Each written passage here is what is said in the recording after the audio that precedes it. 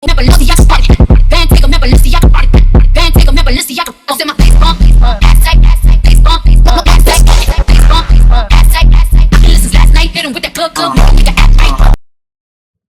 Malone, how y'all doing? How y'all doing today? Wow, I sound raspy. Anyway, that's neither here nor there. I'm doing a reaction video today.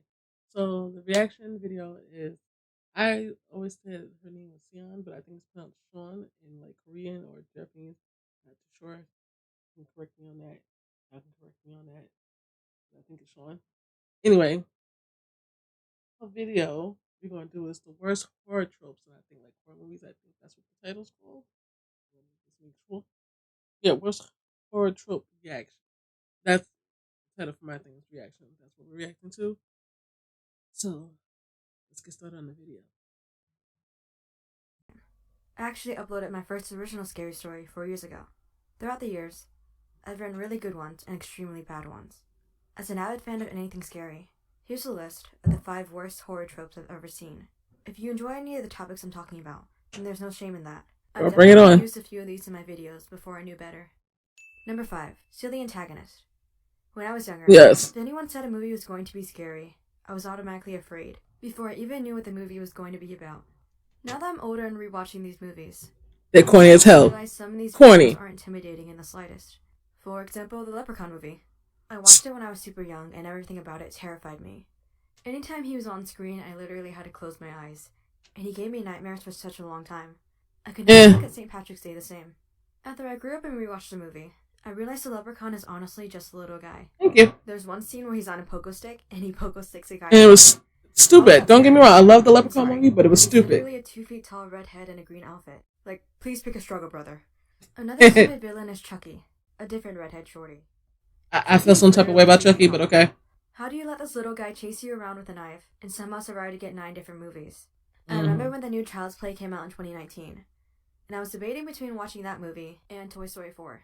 I honestly should have picked Toy Story 4 because the ventriloquist dummies were scarier than Robot Chucky. Like, it's so simple to just set him on fire or hold him down and beat him up. Small. Number 4. Hold on, chick. Hold on, see. If you watched all these Chucky movies, you would know they melted him. They put him in the fireplace. He still came back. They sat there and threw him around and cut his head off and stuff, and he was still living. So how do you expect to kill him? This is coming from somebody who loves the Child Play movie. Not all of them. Not all of them. It's like the same thing with Five Nights at Freddy's with William Afton. They burned him. They killed him. And he still came back. How else do you expect to kill him? Prime minds want to know. Let me know. Is this seriously the best hiding place you can think of? The serial killer always knows where you are. Yep. And I wouldn't even hide under the bed for a game of hide and seek.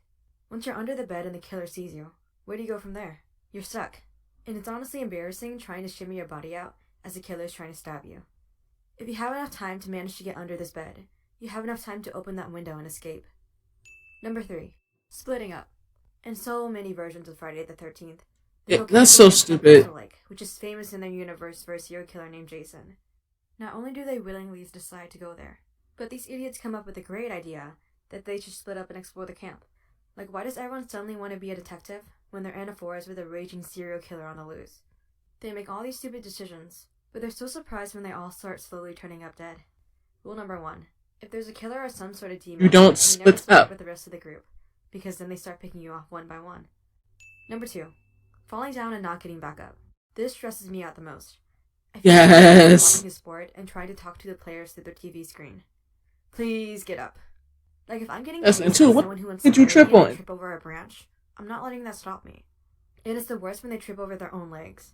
If you're dressed in normal clothes without anything weighing you down, why do you trip over yourself? How often does that actually happen? When I watched the Scream movies, I didn't understand how Ghostface never fell, even when he was chasing people in that super baggy costume. Word! Like, whenever I wear long dresses that reach my feet, I'm always tripping over the cloth. If I had to wear that oversized black robe, I'd faceplant so many times in those dramatic chases. Especially with that mask covering up my vision and my nose. I'd be out of breath so fast. Most of the time, when the character falls, they don't even get back up. Instead, they just start crawling away. Yes, At that point, you stupidly. deserve whatever is coming to you. Yes. Number 1. Stupid protagonist. I have definitely used this trope so many times in my videos.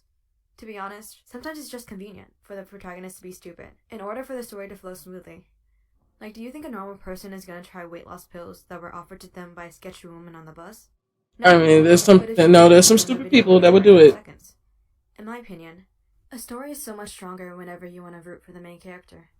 When the protagonist is constantly choosing horrible decisions, it's almost like you're waiting for them to die, so you can stop watching this train wreck. First of all, if you're alone in a house, please do not shout out hello, Right. unless you want to hear the ghost yell back to you. If you hear suspicious sounds, don't go towards the noise. When Right. this happens, I want to shout at the screen for them to run away. It's honestly just common sense. And why do so many horror movie protagonists date horrible people? Like the Scream franchise, where Cindy's boyfriend is literally Ghostface. How do you not see the signs at all? Do you choose to ignore it because he's brooding and mysterious?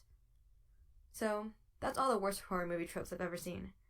If I missed any of your favorites, feel free to comment below what they are. Thank you for watching, and goodbye for now, but not forever. Honorable mentions. No phone reception. Scary bathroom scenes. Broken down car. Mm-hmm. Excessive jump scares. Flickering